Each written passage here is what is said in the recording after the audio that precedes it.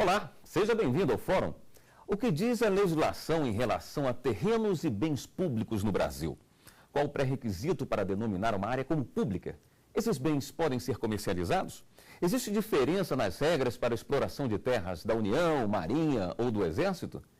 Esse é o tema do Fórum de hoje, que recebe no estúdio Júlio Edstrom, mestre em Direito Internacional e Econômico. Também é mestre em Direito Sandra Márcia Nascimento, ambos constitucionalistas. Mas antes de iniciarmos o nosso bate-papo, vamos assistir uma reportagem produzida pela equipe da TV Justiça.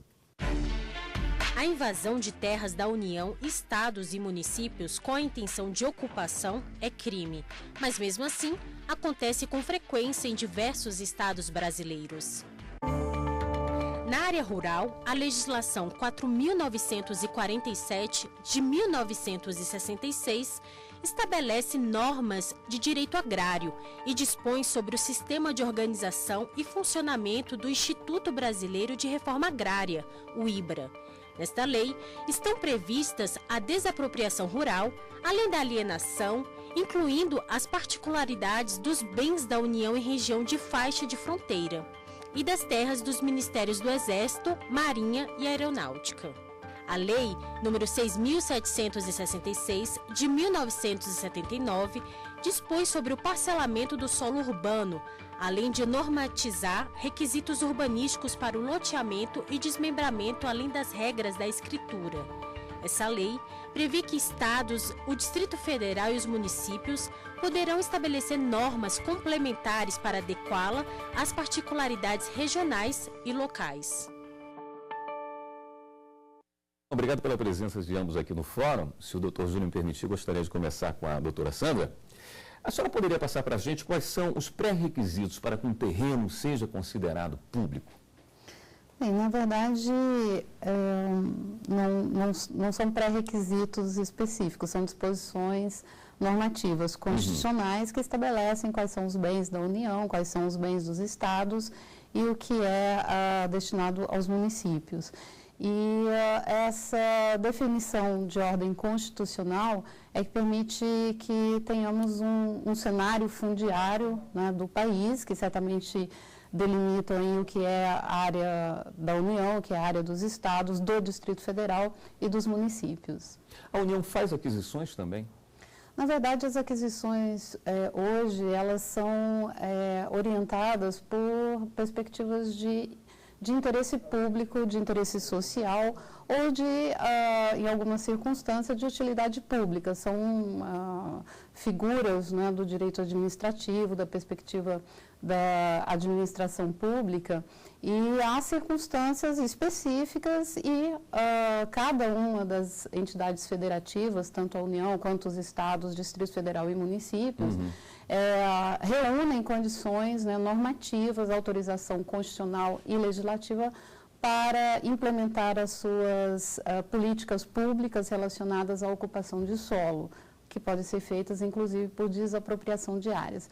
Muitas áreas já estão definidas territorialmente, né, para cada ente federativo, mas no Brasil a gente tem uma dificuldade de identificar quais são essas áreas onde elas efetivamente estão, por sobreposições, tanto históricas quanto situações de falta de um mapeamento adequado. Como é que se dá essa comercialização de terras públicas? Existem regras específicas e formas diferentes de se vender, alugar, ceder terras da União, não é? Sim, de todos os entes federados especificamente.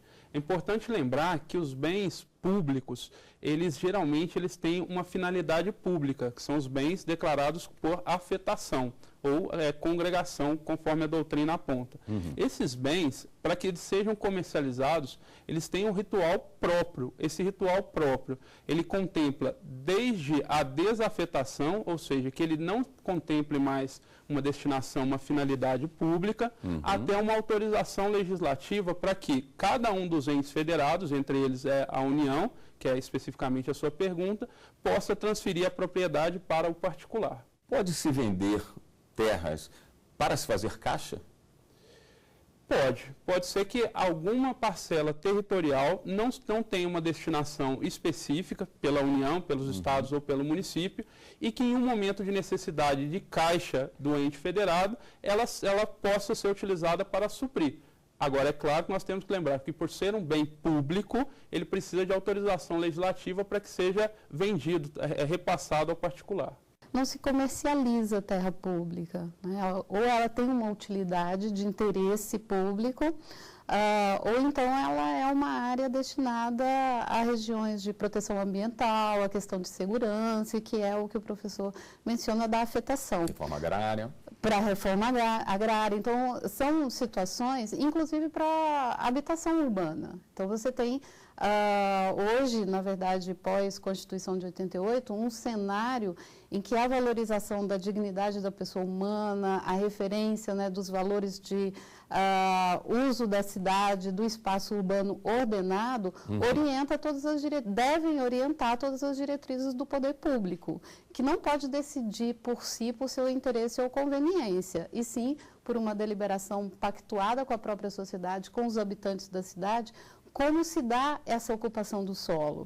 E, se necessário, haverá desapropriação por interesse social. Desapropriação por interesse social de áreas que são privadas, né? Porque há as áreas, né, que são já do próprio ente federado nesse sentido. E essa desapropriação são definidas a partir de parâmetros específicos em que se indeniza ao proprietário particular, ao privado. Então, ele tem que pagar um preço que é compatível com o interesse público, com as reservas orçamentárias e que isso reverta em proveito da própria sociedade. Então, a desapropriação, em geral, ela vai abranger benfeitorias, né, que tenham sido consideradas úteis nesse sentido e que, de alguma maneira, a desapropriação para interesse público, para fins de interesse social, em outras circunstâncias, sendo o proprietário titulado, tudo mais, faz-se uma análise que eu acredito que os valores não são os valores de mercado, mas são, conforme a própria Constituição estabelece, ela deve ser uma indenização justa nesse sentido. Doutora Sandra falava de ocupação ordenada de terras públicas e a gente vê que na prática, às vezes as coisas acontecem no sentido contrário, né? Primeiro tem uma invasão e depois tenta se resolver aquela situação. Existe alguma penalidade para quem invade terra pública? Sim, existem várias penalidades pela invasão de terras públicas. O mais importante que eu acho nesse sentido, de uma forma macro, é que a terra pública ela não pode ser usucapida. Então, não há possibilidade... Embora a pessoa esteja ali há 5, 10, 20 anos, ela não passa a ser proprietária da terra pelo tempo de Ela uso. não adquire a propriedade pelo uso capião. É claro que, em alguns momentos, tanto a doutrina mais moderna do direito administrativo e minoritária, vem aceitando a possibilidade de que os bens dominicais ou dominiais, tenham alguma divergência na doutrina nesse sentido, possam ser usucapidos, dado o princípio da dignidade da pessoa humana e da função social, mas a esmagadora maioria da doutrina e da jurisprudência presente nacional e internacional é que os bens públicos não podem ser usucapidos. Portanto, uma invasão ela não vai gerar uma propriedade. Além do que, pode gerar uma responsabilidade tanto no âmbito penal quanto no âmbito civil, em caso de alguma violação de um prédio público, da perda do patrimônio público, os responsáveis poderão ser responsabilizados. Vamos falar de uma situação ainda mais grave. Quem vende terra pública, vamos falar de grileiros. Antes de falarmos de grileiros, né, na verdade, eu considero assim, muito importante uma reflexão sobre a função social da cidade, que deve ser cumprida, abrangendo aí a responsabilidade do próprio gestor público pela ocupação desordenada. Se antecipar, né?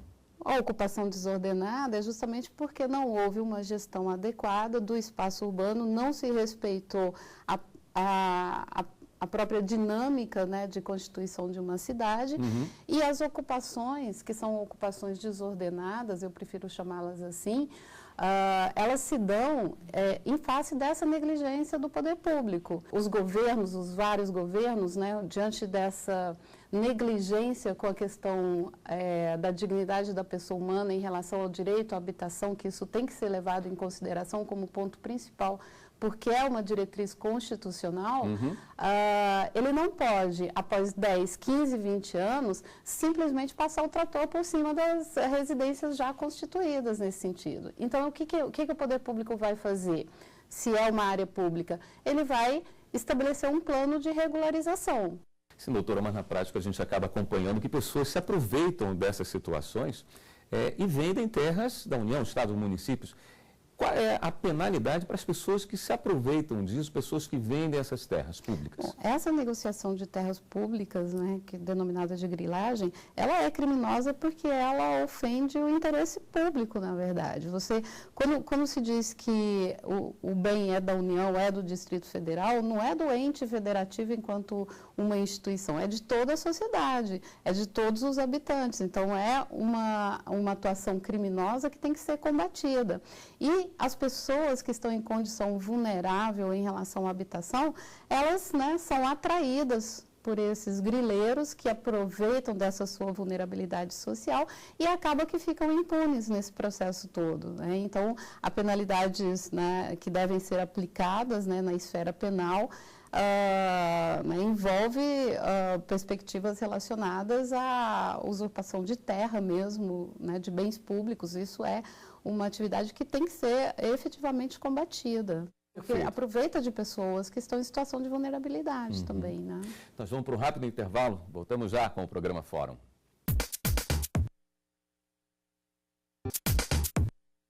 Estamos de volta com o Fórum. No programa de hoje estamos falando sobre bens públicos. Gostaria de voltar com o Dr. Júlio. Em caso de desapropriação de um bem privado para se tornar público, quais são as regras estabelecidas? Bom, nós temos as regras gerais previstas pela Lei 8666, que estabelece que o bem público, ele tem, para ser desapropriado, tem que ser feita uma conjugação com a previsão constitucional, que haja um interesse público, que seja feita uma indenização justa e prévia em dinheiro ao proprietário do bem, lembrando mais uma vez que o bem tanto pode ser móvel quanto imóvel.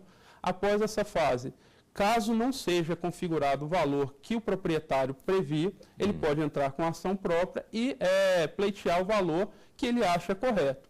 Geralmente, esse valor, a administração pública, como a doutora bem colocou, não trabalha com valor de mercância, há uma certa divergência quanto ao valor que deve ser arcado pelo bem pela administração pública. Porém, os requisitos são muito claros. Indenização justa, prévia e em dinheiro ao proprietário do bem que está sendo desapropriado. Faz alguma diferença se a pessoa não tem como comprovar que aquele bem é dela, não tem a nota fiscal? Ou pensando em termos de terrenos, que deve ser uma situação mais corriqueira, não tem uma escritura, por exemplo? Nossa Constituição nos garante o direito à propriedade, mas a propriedade tem que cumprir função social. Então, função social da propriedade rural. Então, em razão do não cumprimento dessa função social, você tem a possibilidade da desapropriação e, dentre as modalidades, né, de utilidade dessa desapropriação, na área do campo, para a reforma agrária, por exemplo. Na questão do espaço urbano, a cidade tem que cumprir sua função social. A propriedade privada no espaço urbano, ela tem que cumprir a sua função social. A moradia, a indústria, comércio, enfim. E os serviços que são necessários para o Estado, ele tem os bens, né, específicos para isso, que são os bens destinados, afetados com a utilidade social nesse sentido. Então, há possibilidade de desapropriação quando o bem imóvel ou móvel ele não cumpre a sua função social ou quando há necessidade mesmo do poder público reivindicar aquele bem do proprietário particular. Em princípio, a desapropriação e a indenização sobre a desapropriação pressupõe que a pessoa tenha ou domínio ou a posse sobre o bem, móvel ou imóvel nesse sentido. Né? Vamos falar da propriedade urbana imóvel nesse aspecto. Quando há a propriedade, né, comprovada, a posse e o domínio pela escritura, os procedimentos são esses que o professor mencionou. Então, vai um processo de avaliação da propriedade como um todo. Quando a desapropriação incide sobre um bem imóvel em que não há a prova de domínio, que seria a escritura, a titulação específica, dependendo das circunstâncias, da forma como se dá aquela posse, se ela não está regularizada ou mesmo nesse sentido, ela é de pouco tempo, enfim, a necessidade da desapropriação, ela abrange apenas as benfeitorias realizadas. Mas, de alguma maneira, você tem que ter aí um período, né, de uso daquele imóvel, né, de um uso que seja lícito em relação aos interesses públicos e, certamente, uma ocupação desordenada, irregular, em circunstâncias em que o poder público atua diretamente, ele não vai indenizar aquela pessoa que está lá. Mas ele tem que atuar de forma imediata. Então, há uma ocupação, ele tem que atuar de forma imediata para que não se prolongue no tempo e o tempo, né, o decurso do tempo, ainda e efetivamente tem uma vedação constitucional de uso capião de bens públicos, né, uma vedação constitucional, ainda que ele esteja lá há 5, 10 anos, mas há decisões dos tribunais, aqui do DF também, isso já foi ventilado há alguns anos atrás, de ocupações irregulares desordenadas, mas com um tempo tão prolongado que o poder público foi obrigado judicialmente a indenizar as benfeitorias úteis e as necessárias nesse sentido ao proprietário. Ficou muito mais de 20, 30 anos e aí a desocupação, mas com uma indenização em relação às benfeitorias. Mas não é comum isso. Sim. Porque Esse certamente caso... estimula você ocupar uma área pública. Sim. E a ocupação, ela tem que ser pensada em relação ao espaço urbano de situações muito distintas, aquelas de interesse social de moradia e outras ocupações do espaço urbano, como a questão que é feita, por exemplo, na orla do Lago Paranoá, hoje aqui em Brasília, que é uma discussão importante, ou então uso de área pública no espaço comercial, onde não há tributação sobre esse uso do espaço público, que a sociedade perde porque é patrimônio público nesse sentido, né? E o Estado tem que regulamentar toda a questão do espaço, do uso do espaço urbano e efetivamente ter uma ordenação territorial, uma legislação específica para isso. Nesse caso de invasões, quando o Estado entende que o melhor a fazer é que essas pessoas permaneçam nessas terras, quais são as possibilidades? Além de venda, pode ser feita, pode-se ceder apenas a terra, pode-se alugar a terra? É muito interessante fazer uma distinção. Existem áreas urbanas ou também áreas rurais, né, doutora, em que o Estado, além de ser omisso quanto à sua propriedade, muitas vezes ele incentiva. Então, nós temos várias áreas urbanas em que são feitas, inclusive, obras públicas de melhorias, ruas, iluminações públicas, em que cobrança de IPTU, né? Nós temos aqui no DF algumas localidades nesse sentido, em que depois inviabiliza, inclusive, que essas pessoas sejam desapropriadas, uma vez que há presença do Estado, há uma presença da sociedade nessa situação. Então, devido à função social da propriedade, devido à dignidade da pessoa humana, podem se tomar medidas legislativas para que seja regularizada. Veja, nesse momento, eu acho que é um ponto muito importante que deve ser tocado, que é um cotejo entre princípios constitucionais. Assim como a propriedade é um direito fundamental, também a dignidade da pessoa humana é um direito fundamental previsto na Constituição. Então, podem ser tomadas medidas legislativas ou para que o particular receba aquela propriedade como uma medida social, ou mesmo que sejam tomadas as medidas previstas na legislação de utilização do leilão ou de outro instrumento licitatório para que seja feita a transferência da posse. Mas é muito importante o que a doutora colocou, porque muitas vezes esses terrenos já passaram por muitas benfeitorias, as pessoas construíram casas, construíram melhorias que devem ser levadas em conta na hora da utilização da política pública. A senhora lembrou bem da utilização da Orla do Lago aqui, que chama muita atenção por serem utilizadas por pessoas que não estão nessa situação de vulnerabilidade, né? Mas aproveitando nossa orla, eu gostaria de abrir um pouco mais. No Brasil inteiro, nós vemos barracas em praia, hotéis que tornam aquele pedaço da praia particular. Como é que é feito isso? A Marinha pode alugar pedaços de orla? Bem, toda destinação de uso do espaço público tem que ter uma previsão legal para isso e medidas, né, regulamentadoras específicas, como concessão de alvarás, permissões, concessões, enfim. Nenhuma utilização de espaço público que tenha distinções relacionadas à questão comercial pode se dar livremente. Hoje há um controle do uso do espaço público para isso.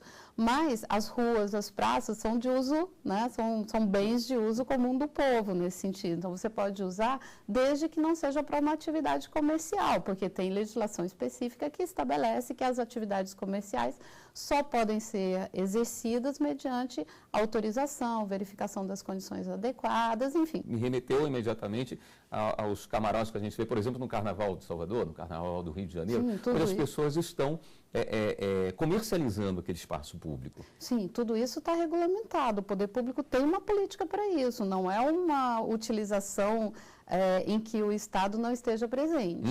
Né? O Estado está presente, inclusive definindo as formas de utilização e de distribuição das autorizações para essas barracas, para esses camarotes, enfim, o tempo de permanência. Então, a ideia do Estado de Direito, que impõe, né, como elemento básico o princípio da legalidade, é que nada no âmbito do espaço público ou da gestão pública se faça sem disposição legal.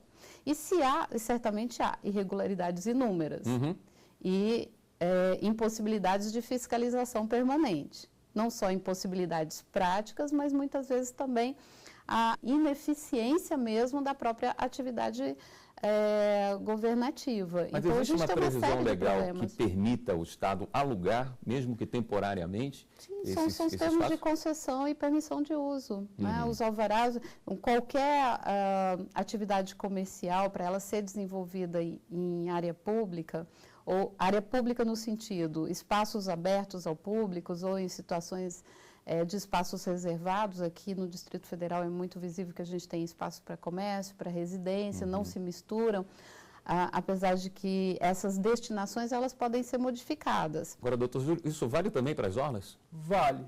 A questão que eu acho que a doutora abordou muito bem, que também nós devemos lembrar, é que dentro das atividades administrativas do Estado, e do Estado, de novo, lembrando, né, todos os entes federados, muitas vezes nós temos ações de incentivo, tanto ao comércio, quanto ao turismo, quanto ao folclore local, regional, em que o Estado é parceiro nessas atividades, mas como muito bem colocado pela doutora, dentro de um princípio da legalidade. O administrador público não é livre para simplesmente lotear essas áreas públicas. Há todo um plano diretor, há todo um estudo sobre esse sentido e há os alvarás, as medidas administrativas que possibilitam que o particular faça essas atividades em locais públicos. Os sambódromos, as festas populares têm sim participação dos governos locais, regionais ou mesmo da União incentivando, já que nós temos aí vários interesses em conjuntos, entre eles da realização da própria festa. Lembrando que as pessoas pagam por isso também, né?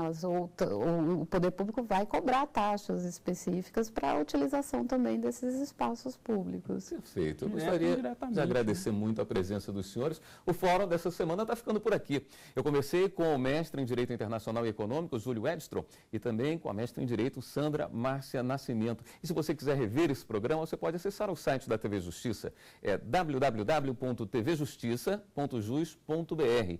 E você também pode ajudar a nossa equipe a fazer o fórum. É só enviar um e-mail para fórum@stf.jus.br. A gente tem um novo encontro na próxima semana. Até lá!